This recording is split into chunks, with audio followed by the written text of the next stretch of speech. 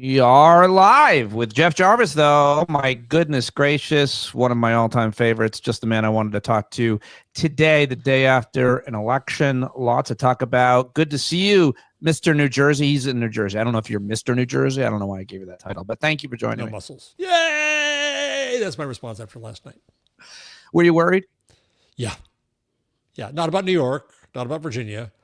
I was about New Jersey, which only shows how stupid polls are and how ridiculous and worthless they are and how they're the ruin of democracy. I think we had a very so-so candidate in Mikey Sherrill. I think others would have been better. I think we could have run most anybody because Chitterelli is a Trumpist jerk and a three-time loser. Nonetheless, credit to her. She brought it out. It was a landslide. I'm delighted. Do your bit on polls. I mean, all I can say is this seems like 5 or 6 election cycles in a row, maybe one exception in there, where they were off in many, many more elections than they were close. And it's not a science, and we're learning more and more. And I really don't understand it. What are your? I know you have thoughts on this. I often quote the late James Carey, Columbia professor, who, to paraphrase him, says that opinion polling preempts the public conversation it is intended to measure. Right. And right now, for the next book I'm working on, the one after the next one, on the death of mass media, I'm researching the beginnings of polling. And it's interesting that in 1930-something, I'm forgetting exactly when, Literary Digest, I think it was, used to do straw polls with their readers. And their polls were predictive. And then one year they were really on political races, or just political, like who's going to win the race. Yep. And then one year they were really wrong, but this new guy called Gallup was right. And so this was the beginning of the polling industry, and it was the beginning of statistizing us as human beings and treating us as ciphers for samples of people like us. And they call this a science. They think it's a science. It's not. It's a way, just like the idea of the mass, it's a way not to listen to us, not to understand us as individuals, not to respect our membership in communities, and to put us into others' buckets rather than our own. Right.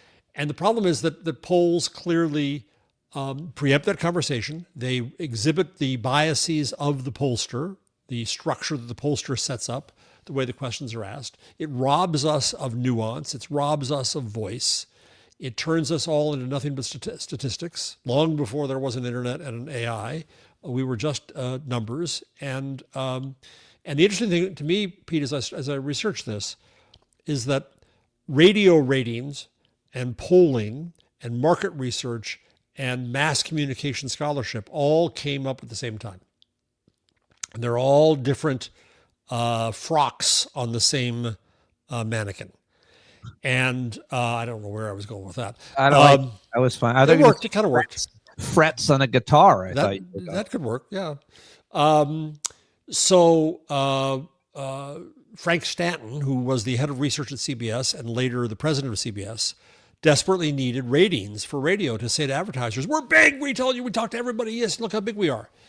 And so a guy named Paul Lazarsfeld started the radio research, whatever, in Princeton, which later moved to Columbia. And this was the beginning of trying to understand ratings at the same time polling, at the same time market research. And then scholarship came out of that. But it was all an effort to find ways to make us susceptible to messages, to propaganda. In fact, after World War I, the main word used here was propaganda, because propaganda was seen, until Hitler came along, as a good thing, because it's what we used to convince people to buy war bonds in World War I and to be against the Germans and all that. So it's a sick pseudoscience that robs people of their agency. How does it? Give me an example of how it robs people of their agency. And wouldn't you say that, you're talking about polling specifically, but also just about propaganda in general? Every ad is propaganda, every advertisement. When my daughters were really young, they grew up actually at a time where you could find a way on the DVR back then to skip or fast forward. So they saw less TV ads than maybe I did, but still, no matter where we went, billboard, whatever, I'd say to them, what are they trying to sell you? It was a game we played. So they understood that was what was happening. but they were so good at it that even when you knew that they were trying to sell you something, it still might affect your brain. So like, where does it end, I guess? Yeah, but have some self-respect for yourself and your daughters that you probably really wanted it after all. I mean, yes, It was advertising. shampoo, so there's I wanted hair. I mean, we have Well, to you bought the wrong brand, clearly. Right, and so it was advertising that convinced us all we stink and made up the industry of deodorant. And frankly, I'm glad they did. Having been in places where people don't use it, I'm just as happy that it exists. But it makes up these things for us, right? And it convinces us. It creates a demand for it. Advertising was demonized. I mean, if you go way back, what you saw advertised in newspapers was primarily really awful patent medicine. And the newspaper industry fought very hard against regulation of advertising because they knew this stuff was poison, but they wanted to keep advertising it. And only when Good Housekeeping came along and had the Good Housekeeping seal of approval on things, and suddenly the idea was that you had to advertise things that were actually good for people. The newspaper advertisers kind of dragged their heels and said, oh, okay, all right, we'll get rid of them, publishers rather. And then advertising took off with mass audiences, with mechanized printing presses and so on. When you got to this idea of scale, you could reach everybody. You could have national brands. You could have Nabisco. You could have Royal typewriters or whatever. So advertising as industry was created. In the earliest days of radio, how was programming made? The advertising agencies made it, right? Soap operas were made by soap companies, and Yep. right. And it was only later when the broadcasters realized they could make more money by cramming more ads than just one. It wasn't just the Texaco hour. Then you got more commercials and you got a different structure. People didn't want advertising on radio at first. They didn't want it on TV at first, but the die was cast, and that's how media were going to be supported. It didn't have to turn out that way, but it did. But once it existed, then it required this whole idea of measuring audience. Right. And then the idea wasn't just that you measured, you said, well, I've got 5 million people listening to Amos and Andy. That wasn't enough. Now you had to also segment the audience and say, well, we have this many women, so you can advertise your soaps because it's women who buy soaps in the mythology, right? And so we get stuck in buckets that are not of our making. Yeah. And that's how it robs us of agency. That's what that show Mad Men is about. Yeah. And is advertising effective to a certain extent? Obviously it is, because I worked at Condé Nast. It's the house that Hype built, right? It's also the funniest. I'm trying to think of a funny ad, campaign. But the truth is, like, one of the funniest, I think about this a lot, is the terrible snack foods that get created in a lab. And then, I always think about, there's some corporate boardroom and there's a bunch of marketing experts talking about Crustables. Yeah. And they're saying those words, like a children's or some kind of toast, Pop-Tart or something. And it's a bunch of chemicals, nothing's real, but it's delicious or sweet, whatever. It's this made up thing. They all made it up, and somehow they do an ad, and I'm like, I want that jelly-filled pastry more than I want anything else in my life, and I want it in my body, and I want it now. Yeah, but you really wanted that already. It was playing as something that was in you already. Right, yeah, I always wanted jelly wrapped in crust. Yeah, for you sure. give me any kind of meat-filled thing, a pierogi or anything, I'll eat that, yeah. Wait, what are you saying? I'm saying that it plays to it's not as effective as it's made out to be. This was the fight with Lazarus Felt. So the belief was, from Edward Bernays and his book Propaganda, the belief was there was a hypodermic needle model of propaganda, that you could squeeze this into people's veins in their heads. Then along came Lazarus Felt, influenced by a guy named Shills, who said that no, in fact, it's a two-step process. That the propaganda on its own isn't that powerful, media aren't that powerful, that it really requires opinion leaders, who we would call today influencers. And then Todd Gitlin came along in the 70s and said, whoa, you're making excuses for big media. You're trying to act like, oh, it's no big deal that we're brainwashing people. In fact, it is really powerful. And so nobody really knows what the power of media are. And also, my friend Siva Vaidyanathan, who's a scholar at University of Virginia, always reminds me that there's no one single factor, right? Something in your childhood made you wish for sweets, and somehow the ad came along at just the right moment in your deprivation of happiness and said, "Here, eat this. You will be happy, Pete." And there are multiple factors that make you buy that crap and eat it and enjoy it. And those multiple factors are, as my friend Benny in the chat says, salt, sugar, and fat. Yeah. And the same with politics, right? Sure. Yeah. Getting back to polling. Getting back to where we are, right? And so politics were sold as sugary treats. How so? Because they're trying to sell, I can make any promise to you. This is good for you. We're going to push this, or otherwise. It's advertising. And this is Neil Postman talking about how the structure of politics in America is a commercial. Yes, indeed it is. And we saw a whole bunch of them. And I want to talk about the commercials that they wrote and why they worked, staying on this thread. And I just took a beat there. You're such a wonderful treasure of a person to talk to. And I know you're all modest and I'll stop and all that. But I mean, the fact that we can go off on any tangent and you can back it up and support it with history and data and facts. I'm actually not saying this so much for you, but for the listener and the viewer. When they watch someone that's able to do that the way you are at a wide range, on a wide range of issues, it really is someone that has a lot of credibility and someone that we should look to, at least for a legitimate viewpoint. And increasingly, that's what I'm saying is the currency and the value of media is, does this guy know what the fuck he's talking about? And Jeff Jarvis has for years and years. Doesn't mean you agree with him. It doesn't mean that that's entirely true. There's another point. There's this or that. There's caveat. But you clearly know a lot more about what you're talking about on this and many other things than other people. You are as ever too kind, my friend. The truth is that I'm researching that book proposal right now. So it's top of my head. And all I did was mangle our conversation to go off and show off. That's all I did. Well, fine. That's fine. But that means you do it every time. Because every time we have this conversation, show off every time. You're able to do this on a wide range of issues, and I truly value it, and I always appreciate you. Moving on, back to so. Were you nervous about New Jersey? I wasn't paying close enough attention. I always have a. You're New Yorkers. You just don't think New Jersey exists. You just don't care about us. I know. You know what, Jeff? I was very involved in my local town election. That took how'd that go? Time we lost everything. It took up so much of my. We didn't think we were going to win. Okay. It was a rebuilding year. We've been rebuilding, the Democratic Party in Clarkstown, New York, for as long as I've been a member of it, and it's never been great. And it sure would be nice if we could get some money from the parent company, but it's hard in these town elections. Do they necessarily matter? And I would say that this is the starter place for a lot of great people in public service. And I got no problem. In my town in Basking Ridge, New Jersey, for the first time since we've lived here more than 30 years. We have a majority of Democrats on the town council. It hasn't happened. It happened all over. It happened in Allegheny County, like 25 of 30 Board of Educations all went Democrat. It happened in upstate New York, where I'm from, in Onondaga County, the first time ever Democrat in the town level running it. And it happened apparently all over the country. Apparently every county in New Jersey moved, quote, to the left.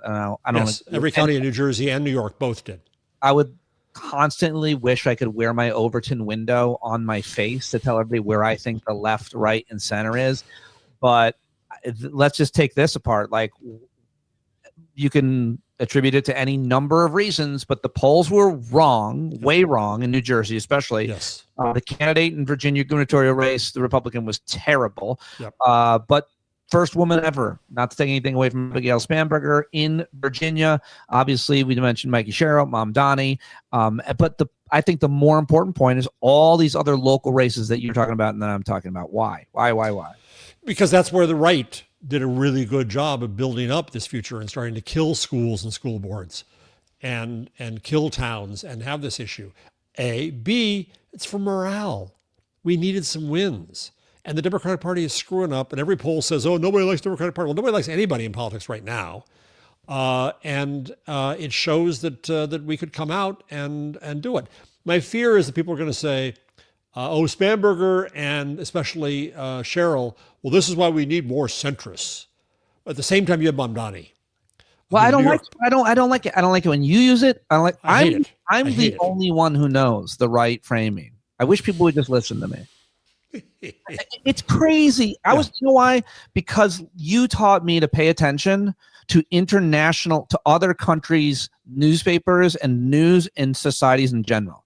And when you say that Mamdani is an extremist or anybody in the left is an extremist, and you say it to, as I did yesterday, Australians. I was on Australian TV because I'm a pretty big deal. Yeah, you are there. You're a star. And there I was, and trying to explain to them our political framing, our Overton window here. And I'm like, Americans are calling extremism, you guys see as completely normal. And furthermore, when they say the extreme left, it makes you think of what the extreme right is. The extreme right is conspiracy theories. Yes. Things that aren't real and crazy, demonic ghost shit. And they're farming the blood of babies. And on the left, extremism apparently is Medicare for all, which is just Medicare. But for people younger than 65, all of a sudden socialism, not to mention anything about guns, not to mention, like what they say, Mamdani is a radical and a left-wing extremist and a socialist, all that. And you look at his platform, there's nothing in any way that if you looked at another country, they would look at him and be like, yeah, you don't treat people that way? Right. Amen, brother. Amen. Okay. All right. So he's also brilliant. I've never seen a politician like him, right? It's like somebody made him in a lab. He's too funny and smart and likable. Oh, God. Like Nick Fuentes. Same thing. It's just amazing to watch. And I consider myself an honorary New Yorker since I've worked there and I'm next door and I round up to New York, right? And I'm so happy and I'm so glad that Andrew Cuomo is defeated for the rest of life. That makes me so happy because Andrew Cuomo hated New York. When he was governor of the state, he abused New York City through CUNY when I was at CUNY as a professor. Yep. He took money from us that he had promised to us. He abused us. He got rid of the board of trustees. He just screwed us around because he hated New York. And here he was running for mayor of New York. He's a dick. And I'm glad that he's flaccid for the rest of his life. I had this one guy, Paul Reichoff, who I used to be good friends with and have a lot of respect for, wrote a public, he's fashioned himself as a kind of independent, whatever the hell that means these days. Fine. But there isn't any, like, he's got no lane. I just don't know what he's doing. And I told him publicly and privately. So now I don't mind just criticizing it because he put an endorsement on Facebook for Andrew Cuomo. And I'm like, who?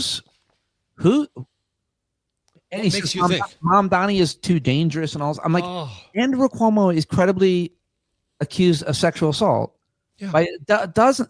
What does this say? Yeah, I know. I like Paul too. Dangerous. And he's driven me nuts over the time. Sometimes he'll be on with Nicole Wallace and it's that BS centrist thing. It's nonsense. And I can't even have him on. I try to talk to him privately, talk him out of it. I'm like, I don't know what you're doing. I think it's bad for you. I think it's bad for the country. It's not real. You're not reaching. I don't know who these people necessarily are, but they're the Andrew Cuomo voter. Well, and let's look at how many years have I supported Hillary Clinton? I supported her first and foremost both times she ran for president.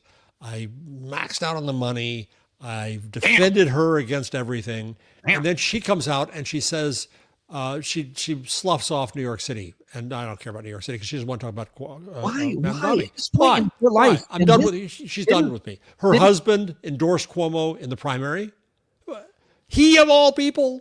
Sexual abusers stick together, I guess. That's a weird one, yeah. He should have.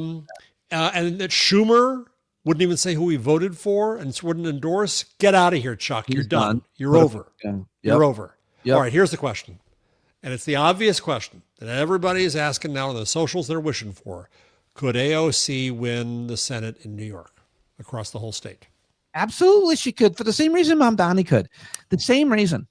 Yep. They're so smart and authentic, and most importantly, they are young. And old fucks don't know how to use social media. Well, they could get some young person to hire them. No, you have to know how it works so that you can go, I'm going to go out on the street with a sign. I'm going to go to a restaurant. I'm going to go to a gay club and DJ. I'm going to do all these different things, and we should put it on TikTok this way. This should be the Instagram post. This should be the graphic. And these are the memes, by the way, that are hot right now. And that's why being young matters. Being as smart as AOC is, I don't think I've ever seen her not be able to kind of argue effectively without knowing the subject. Watching her go on Instagram live on her own, like she'll take on anybody. Yes, she'll make them look dumber than she. Yeah. She'll be smarter than all the people that she's taken on. I absolutely think that she could convince people who think of her now as however they think of her as something different. I do. You know, and I got to admit, I came a little bit late to Mamdani, even knowing about him, right? In fact, I want to give credit right now. There's a woman on Twitter named Sophie Vershbow, and she has a dog named Simon. I love this dog. You would love this dog. It's the goofiest looking dog, the big ears, little tiny legs. Simon's great. She puts up pictures of Simon every day, and she's a writer. She's a journalist, and I love watching Simon. So Simon is the official dog mayor of New York, by the way. There was an official thing that happened, and Simon is the dog mayor of New York. Okay. And he deserves to be. Simon ought to be. Anyway, she's in her 30s. She's a really bright New Yorker. And when she started talking about Mamdani, it's when I realized what he had and what the appeal was and the authenticity of him. And I saw it through her eyes. And so I'm grateful to you, Sophie, wherever you are. You should have Simon on the show. Simon's great. If you can engage with make contact with, get in the feed of on their phone, young people. If you can get in the feed, that's hard. If you can stay in the feed, if you can keep them watching for more than 15 seconds, then you might just be able to inspire them. You might be able to inspire them, make them laugh, get them engaged on an issue. And if that issue is affordability, this generation of Americans, Gen X and millennials, Gen Z and millennials, are fired up about everything dealing with affordability. I mean, they can't afford to live. And you're in their TikTok, and you're attractive and smart and funny. And you can. What I'm saying is, you can get a demographic that is apathetic and not engaged in politics and voting and retail politics. And if you do, then that's all you need, because the olds are always going to show up. Yeah, well, I'm going to look up a friend of mine, Mark Harris, who's a wonderful writer, who you also ought to have on some point. Put up a great post. So there was. I hope this is the right mark. No, it's not. Damn, I'm not going to find it. So there was a great stat that came out that my wife sent to me, that said that the straights split 46-46, Cuomo versus Mamdani.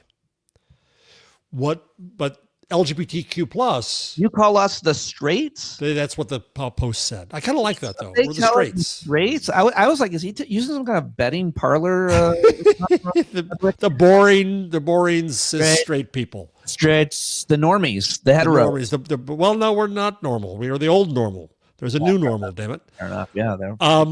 So let me find this again. So, but LGBTQ plus went, I think, 70-80%. For Mamdani, which is and so part of what I was hearing today was he's Muslim. Yeah, and but what I was hearing today on the likes of Morning Joe is it was the most amazing booking this morning. We'll go off on a tangent. He had on Greenblatt, who can drive me absolutely crazy. I saw that. I used to be good friends with him. I used to talk to him often. I used to like him too. There's a story to be done. Greenblatt is the head of the Anti-Defamation League, is who we're talking about. And he's gone way overboard. Ever since 7th, really. I mean, so he had on that. Then he had on Fareed Zakaria to dismiss the Mamdani victory. Oh, Adams won by a much bigger margin. There was no way running against him. And then he had on the odious Piers Morgan. And what a day of on this right after the bluest night you can imagine. And Joe was actually good with Greenblatt. He pushed Greenblatt. I give him their credit. Anyway, so Morgan is on, and Joe and Piers Morgan are agreeing. I said, well, they got to give up this trans stuff. No, folks. It was apparently the fact that Mamdani supported trans rights and was solid there that gave him that plurality, that majority of something akin to 80%. I'm honestly surprised about that, and I think that in a lot of districts and a lot of states, that dog doesn't hunt anymore. It did, though. It was a really effective thing. That's why we lost the Board of Education in my town. Right. All over But transit. I think and we're liberals over. and progressives were split over it, bathroom usage and sports and all that nonsense. Yep. But now it would seem, based on the data last night at these school board elections and the number of, obviously, Mamdani, that issue is not one to necessarily run away from. And it seems like maybe, just maybe, Democrats learn how to talk about it. Yeah. So here's Mark Harris. Mark Harris is a wonderful writer. Long ago, he was young Mark, hired at Entertainment Weekly when I was the editor. He's a brilliant writer. He said that LGBTQ plus turnout was 14% of the electorate, about exactly the same size as the Jewish vote, and broke for Mamdani 82-15. Which was enough to break the 46-46 tie among the straights. He didn't use straights, but I did. Straights are the worst. Also interesting, he has some other stats here that are interesting. Cuomo won Protestants 42-49. Catholics 53-33, with 14% for Sliwa. And Jews 63-33. But Mamdani won so big among other and none that it didn't matter. Cuomo won 63% of Jewish voters? Yes. Yes. Interesting. And I wonder, some would have thought that he would have won nothing because in politics of 20 years ago, well, here's a Muslim running. Well, but a third of Jews said, no, we support Mamdani. And I'm guessing of that third of those who identify as Jewish that supported Mamdani, I'm guessing they're overwhelmingly young. I bet too. Don't see Israel the way that their elders see it as a kind of. It's also this issue when you're constantly trying to crowbar in and wedge the trans issue, you're always talking about one of a few things: the sports, the bathrooms, or the mutilation, what they're doing to young kids and all that. And I'm not debating that. What I'm saying is that a lot of people, I mean, I will debate. I'm saying the effective talking point is like, do you think that people care more about the one trans girl in the entire NCAA than the cost of their healthcare, their student loans, their rent, and food? Because they don't. Because they really don't. No matter how hard you try to make them care. It worked for a minute. It did. But I just think that one is not over, not everywhere, but in a lot of places. And I think Democrats have learned how to pivot, as Mamdani did, and stay on the issue that everybody cares about, which is the affordability. It is every day we're worried about our bills every day. And our parents didn't have to worry about it nearly the way that we have. Absolutely not. And you don't even think you can have a future. You can't buy a house. You can't. It's just not the way it used to be. And it's an animated issue for everybody, is all I'm saying. Well, Morning Joe, I learned today from Jonathan Lemire, is the median age for buying a house now is up to 40. Young people can't afford their future. What was it 30 years ago or 20 years ago? But I bought one when I was 32. I bought two houses when I was 18. So they would let go. It was your illicit drug trade was paying pretty well then? One of them was just a grow house. Yeah. And the other one was where I kept my ladies. They were just business ventures. Okay, lots more to discuss. And I guess the most important or the hottest topic is, and I don't know how many think pieces I've read about this, Jeff, but Republicans are obviously going to use Mamdani. They're going to call him the leader of the Democratic Party, and they're going to. If only is my response. Well, I will let you unpack that, but what do you think? How effective will that strategy be? How effective? You have a lot of kind of third way, left to center, centrist types saying, "Listen, Democratic socialists will not go well in my state, in my district." And I always just am dying to unpack what it means to be a Democratic Socialist, but we're not going to get that chance. Those two words, we can't run on the same issues like that Mamdani did in New York City. But that's what they're already trying to do. Republicans are, and will it work? So I've always liked Bernie Sanders, but I didn't like Bernie Bros. Yeah. And there were moments when I didn't like Bernie. When he was being obnoxious. I like Jesus, but not his followers. But, well, yeah. So, but nowadays, I got to say, looking back, most times, Bernie was right. Some people thought AOC was an extremist, but she's a deft politician, a mature stateswoman. really good at what she does, and she's usually right. And she expresses it well. And I think AOC, I think Mamdani is going to be not unlike both of them, which is democratic socialism, though AOC doesn't call herself that, but she aligns with it. But I think that he has the Pete Buttigieg charm muscle so well tuned.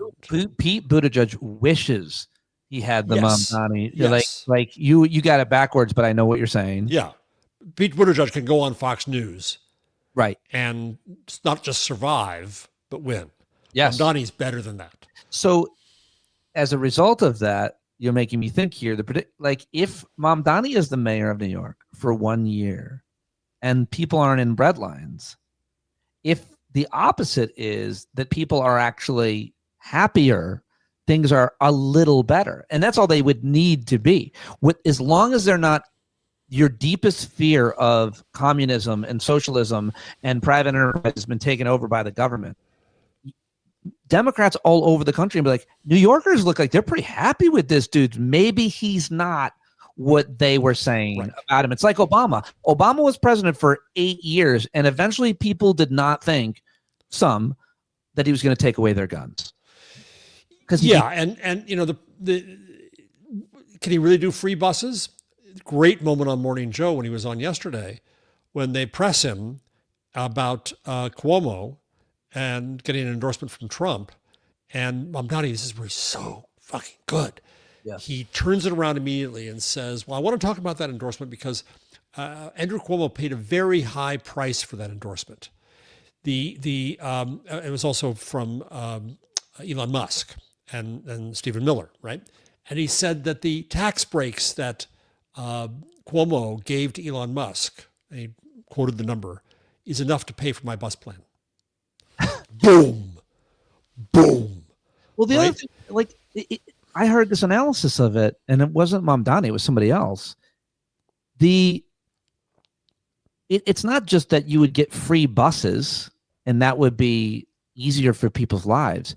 It's a capitalist argument. Yes. If you invest in getting people to work, they're going to be happier, they're going to work more, and they're going to have more money to buy more nonsense that we just talked about. Right. Capitalist society. Yes. Everybody wins. Like, everybody wins. Whatever you're fucking selling, whatever those people that are on the free bus are going to do, whether it's daycare or work anywhere, that's good for you. Everybody is a winner. Rich people are a winner. Poor people are a winner.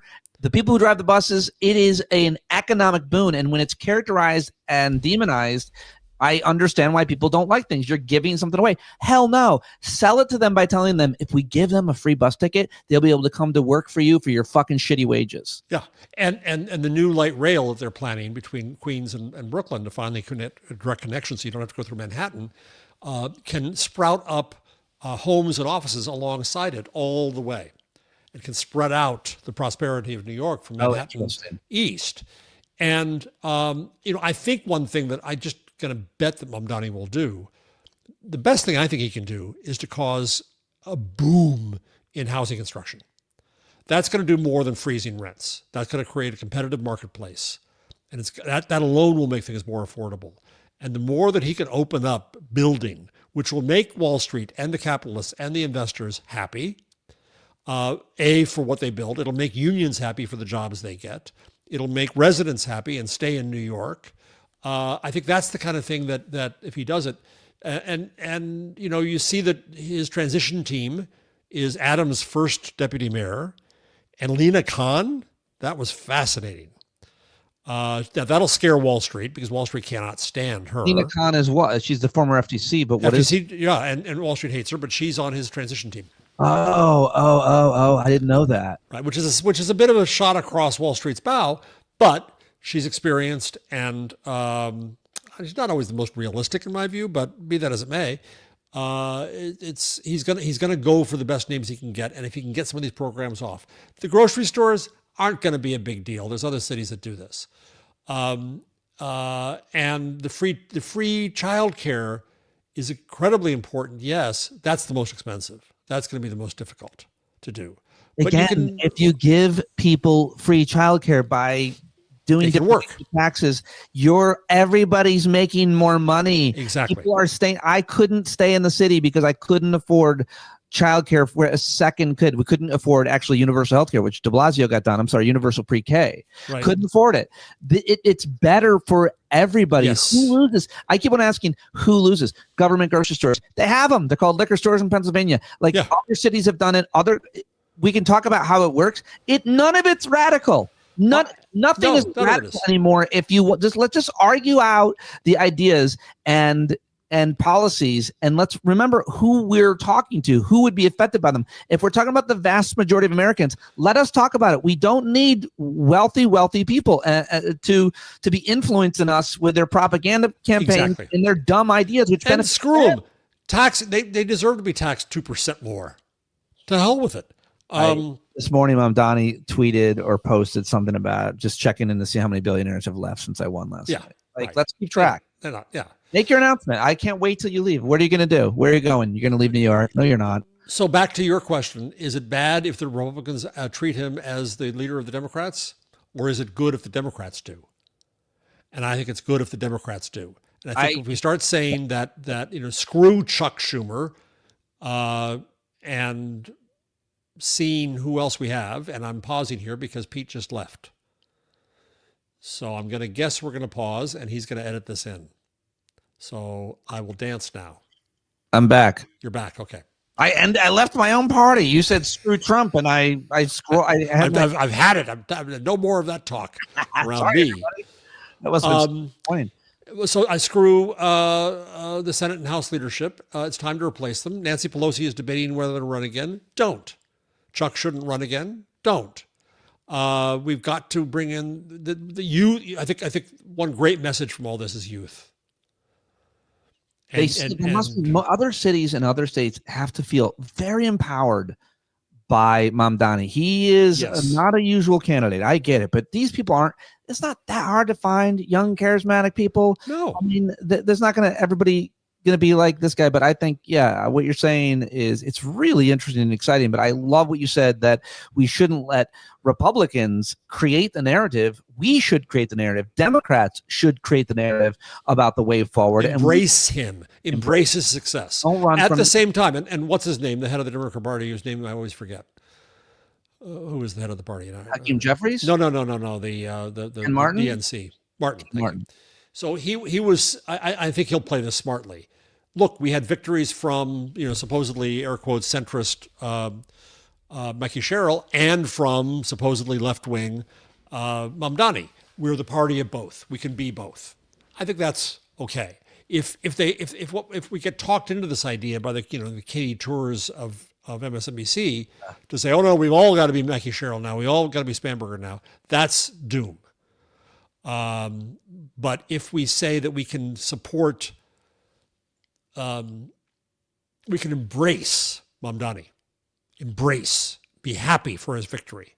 I think that's going to telegraph a lot. If we don't, we're screwing ourselves again.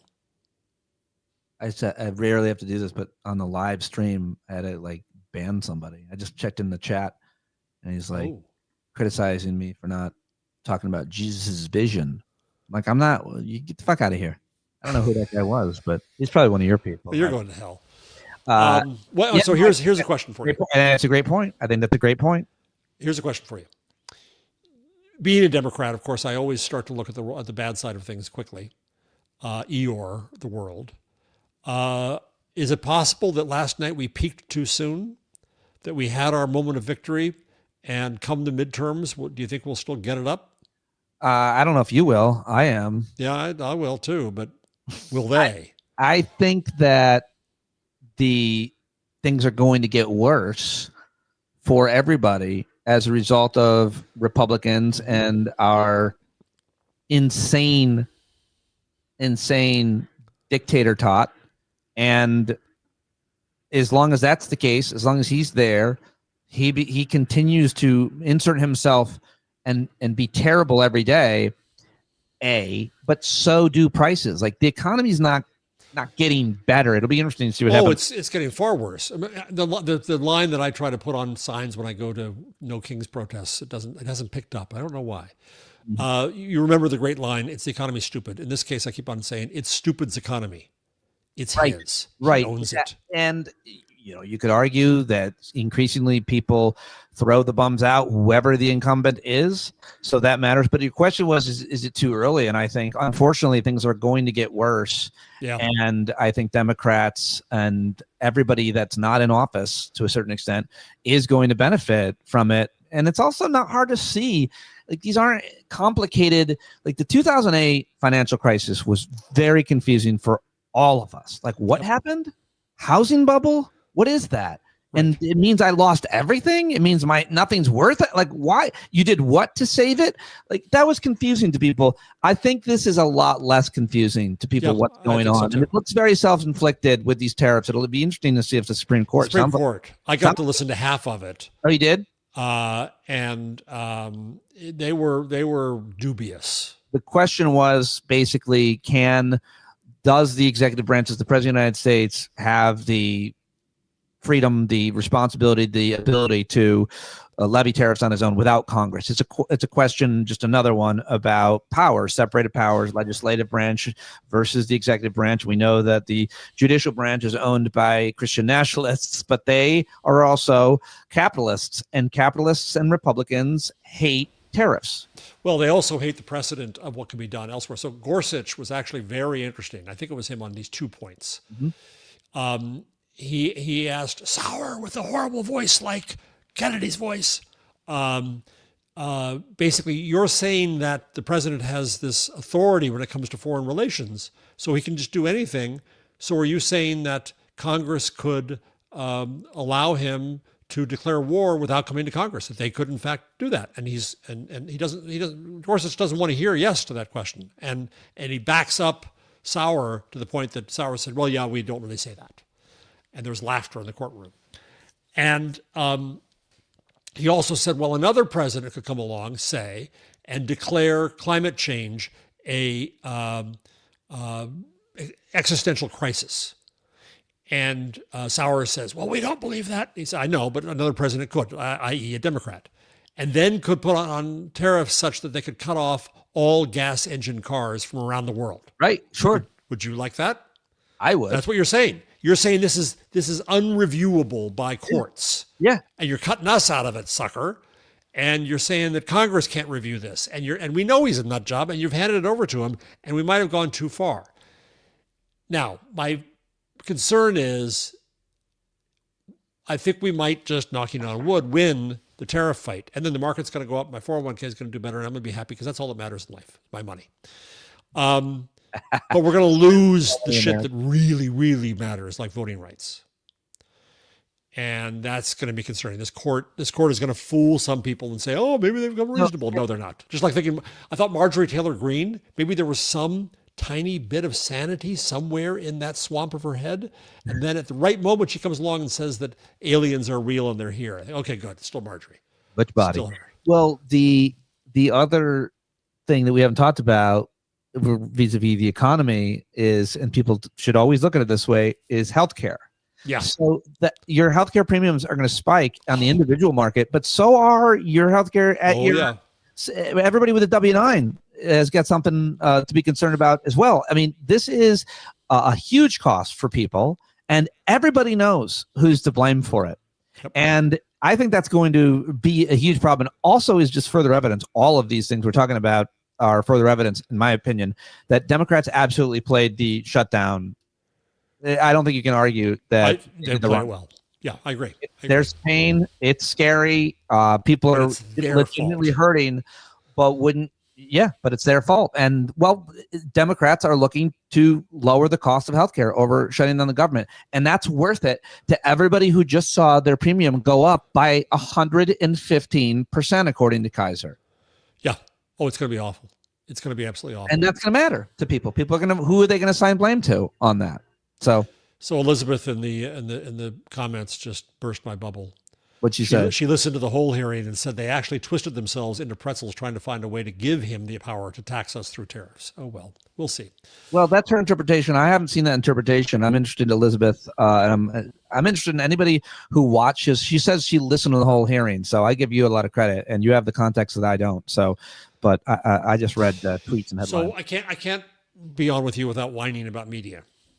Yeah, please. I mean, I know you got to go. So no, I don't have to go until. I thought you had to go in 5 minutes, but please whine about. Okay, fine. So the New York Times and Mamdani. Yeah, like AG, you wouldn't endorse him. You have a vendetta against him constantly. Mm-hmm. You've lost New York. You are not the paper of New York. The editor, the publisher, AG Sulzberger. And they're going to try to make up with him now. They're going to make nice with him now, and he's going to try to too. But no, New York Times, you showed your true self. You abused Mamdani at every possible turn on the editorial board and in news columns. And you are not of this city. You have lost this city. Harsh criticism. I'm pissed at them for national politics, but I'm also pissed at them for local politics and what they've done. I paid no attention to the New York Times coverage of the campaign. You know, it's interesting, too, why I didn't, given, A, the nature of my work and my interest in it. I guess in a weird kind of way, like I was pretty satisfied with watching the candidate in his campaign. Yeah. And maybe that's wrong. We don't, well, no, not at all. Quite the contrary. We don't need, mass media is dying. We don't need them. We do need, there are functions we need and functions that are only partially being filled in by newsletters and podcasts and so on. And it's going to be chaos, but we're going to fill it in. And we just don't need those big guys anymore. The thing that really, I wasn't super, clear about Mamdani's stances on Israel, on a lot of things vis-a-vis religion and all that. But I was pretty sure they were being mischaracterized. But then I saw him on Colbert, and he was sitting next to Brad Lander, who was giving him cover, the highest ranking elected Jewish man and person in New York. But I'm saying that interview was so interesting and so thoughtful. The debate, 2 debates, those mattered to me. The way he campaigned, the way he related to people. One of the things that put Mamdani on the map for a lot of people across the country, certainly New Yorkers, with him screaming as families were being ripped apart, getting like violent, like not violent, but in the face of whoever those federal agents were. People want someone that fights. Fight for us. Fight for us. People who did all that. So I watched all that and didn't read much about it. That's what you learned from. You felt you had a connection with him, and it didn't have to be mediated. I want to see him question hard. I want to see him. I want to see him have to answer for everything. But I did. He was on morning. This last week he was on Ari Melber, and Ari is doing weird interviews these days. But Mamdani was brilliant. I saw it and shared it. It was easily the most impressive thing I have seen, unless he gave him the questions ahead of time, which there's no way I don't think Mamdani would allow that, or his team. But basically, if you haven't seen that clip, Ari, as a comedian, as an on-air person, just an audience member, he asked him a bunch of things, lightning round things. Yeah. And he specifically asked him how quickly, it was almost like making fun of Mamdani. Mamdani was, how quickly can you turn this back to affordability? Right. And he did it with like shit like Star Wars and whatever it was. And it was unbelievable. And there's not many people who could do that, but maybe I'm wrong. He was brilliant. Then he was on Morning Joe the day before the election, and Morning Joe's been grousing about him all along, and been having on Greenblatt to grouse about him all along, and Donnie friggin' Deutsch, and Mamdani was again brilliant. Now, we need more than rhetoric, but he's going to hire the right people. He's clearly friggin' brilliant. Yeah, he cares. He represents people. I'll just say it again: the Democrats must embrace him. And Schumer, Chuck, you're over. Go find some horrible old folks home in upstate New York, get a 2-bedroom with Cuomo, and be the has-beens of New York politics. Listen, for people who are just listening, not watching, Jarvis legitimately looked off camera for the first time to the right and committed the whole time he was talking to Schumer. He was off to the right. It was really impressive. It's because the camera is. The problem is, I think I'm looking at you. It's a problem. I feel like you might have a Chuck doll right off the side of your monitor. The way you were. Chuck, I'm telling you, get out of here. Oh man, I love talking Where's to my you. pins to put in the Chuck doll? Do you have any other media complaints? Because that's No, the Washington yeah. Post is screwed up. The Mhm. Ellis, I think we have to. Barry Weiss is Oh, doing horrible CBS. Yeah, things. CBS, you get the like a Trump interview. $10,000 a day security detail. Oh, ridiculous. Oh, They're I have to. I was you missed it earlier. I said Mom Donnie reminds me of Nick Fuentes. Are you familiar with this kid? Yeah, yeah. So, Well, our friend Julia Jeske, that's what brought me to her, is okay. that she covered Fuentes when she was in school. Oh wow, I didn't know that. And she showed her cojones and her courage to do that. I And bet. that's what led her. That's why I said you got to do this this new thing of decoding Fox News, because I knew she had the guts to do it. She also literally had Gavin, what's his name, the head of the Proud Boys, the creator, McKinnon. She covered him too. I mean, Yeah. she's very brave and one of the best. We always have to talk about her. No, but Nick Fuentes. I watched Nick Fuentes with Tucker Carlson. Oh, I didn't have the ability. Watch it. Watch it. There is something, and if people aren't paying attention, there's a great article in Wired yesterday about it by an author named Gilbert, is the reporter, who does a good job at covering the Civil War on the right. And I don't know if it's going to continue or if it's just a thing this couple weeks, but they are taking sides, Jarvis. The right-wing media, and wherever they land is where the politicians, the Beckham, land. I don't know if you heard about the controversy at Heritage Foundation, where the head of Heritage Foundation, Kevin Roberts, basically came out and gave Nick Fuentes a wink and a nod, and he's with Tucker. Tucker is normalizing Nick Fuentes. And so is the Heritage Foundation. Now the Heritage Foundation is split, and there's this huge war between Ben Shapiro and Matt Walsh, who works for Ben Shapiro, and Nick Fuentes. Nick Fuentes yesterday also went off on Mark Levin, and for me personally, one of the most satisfying, because I hate him the most, the right-wing talker who's been very influential. And it's a very, very interesting thing to watch, and I think it's very important, and I don't think it's going to stop. I think they are splitting the party. They're going to make elected Republicans choose sides, from white supremacists to whatever else these other Republicans think they are. I think the standard you walk past is the standard you accept. So if you're supporting white supremacists, you're a white supremacist, but they don't think they are. And the other word we haven't mentioned that's going to come up again, because it's going to keep coming up again, Epstein. Yeah, what's going to happen here? The furor is going to have to rise again, because the election's over and now people are bored. They're going to go back to it. You're right about that. That's And exactly. it's gonna But the be media Epstein. is going to look for the next big thing, and that is the big thing every day, unless there's something bigger for a couple days, like an election or. And we still have Marjorie Taylor Greene again. None of us can believe we're quoting her, but we still have the victims list, and we have MTG saying that she'll read it on the House floor if they ever come back to the session. I didn't know that. Did you hear AOC spill the tea on MTG and why she's flipped on? No. She flipped on Trump and Republicans because they sabotaged her ambition to run for Senate in Georgia. Oh. That's what AOC said on an Instagram live. That's her opinion. I don't know, but something had to explain it. Yeah. And, it would be nice to think that women are, and victims of sexual assault and harassment are siding with others. That's kind of the narrative they're trying to spin. But these women would throw all those victims under the bus for any kind of promotion, it would seem. In my opinion. Nancy my wife keeps saying, Trump, unless Trump were on the list, he wouldn't care, because he cares about no one else. Your wife is smart. But I don't know.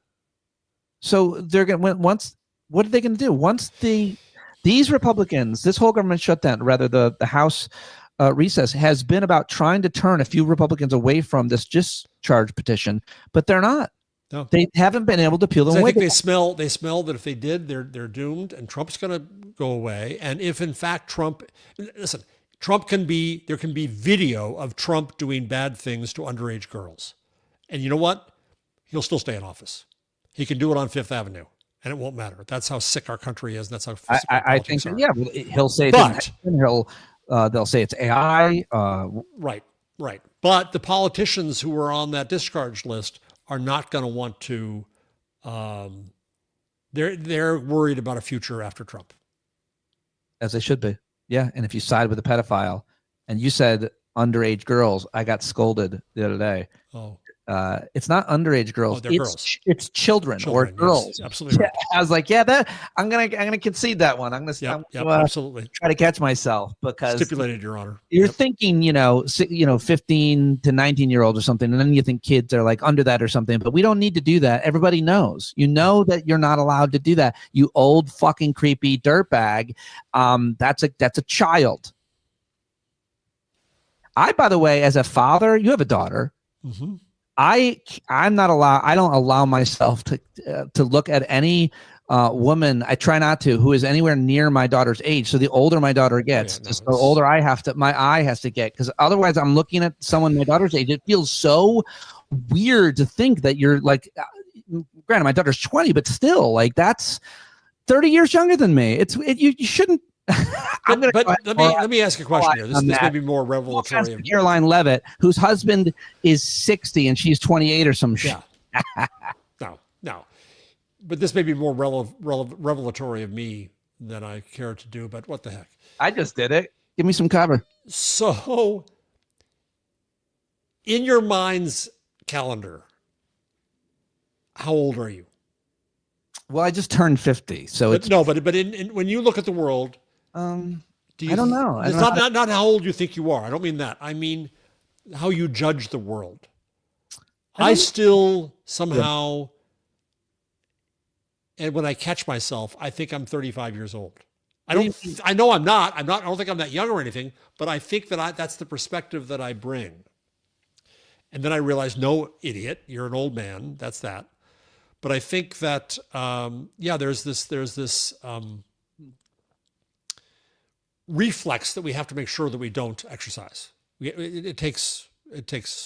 I see what you're diligence. saying. Yeah, for sure. But you get daily reminders the older you get too. You don't want to marry someone who's younger than your daughter. That would not be good. I was running the other day, and this happened for the first time. A man was walking towards me on the path, and he was older than me, probably 15, 20 years, maybe more. And I'm running.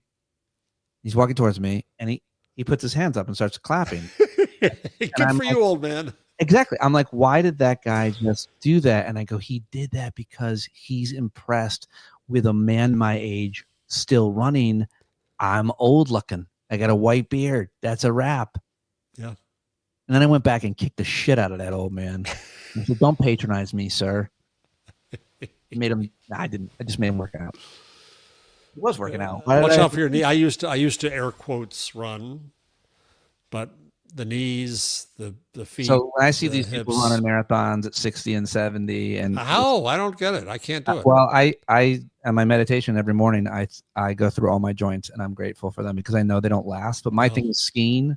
So as long as I can ski, I'm too clumsy. My 12B shoes are my skis already. My dad's 81, and last year we went down to Black Diamond together, and he goes, "I can't believe how old I got so quick. I can't believe I can't do what I used to." I'm like, Black Diamond. I go, motherfucker, you are 80 and out here. What? Like, would you be grateful for that? Like, if I get anywhere near 70 and I'm still on the mountain, I am the winner. Yeah. You're killing it, sir. But that's not his perspective. Fair enough. So I got to get cataract surgery now. It's all this stuff starts happening, man. You're a 2-time cancer survivor? Yep. Pretty impressive. Yeah. Well, they say you're happier after 60. That's not true. Oh, yes, it is, Pete. Oh, sure. You have a lot to look forward to, Pete. You're going to be just getting old, as happy as can be. Yeah. Yeah, that's all I would tell. I think you, though, should always have friends who are older than you, right? Do you have friends? Have you had friends older than you? Always really. I don't have many friends except you. But oh, come on. You could have as many friends as you want. You choose not to. Choose not to socialize as much as but if you wanted to, because everybody likes I sit here and I work on books and things. And but you are you're an introvert. Counterintuitively, yes. Right, counterintuitively. No one would believe it for a second. Me too. To some extent, someone has referred to me. Somebody referred to me as an introvert because they saw me at a cocktail party and I wasn't really talking. Right. And I said, "It's my friend John Donovan." He goes, "I'm surprised how introverted you are." I go, "Why are you talking about I'm not an introvert?"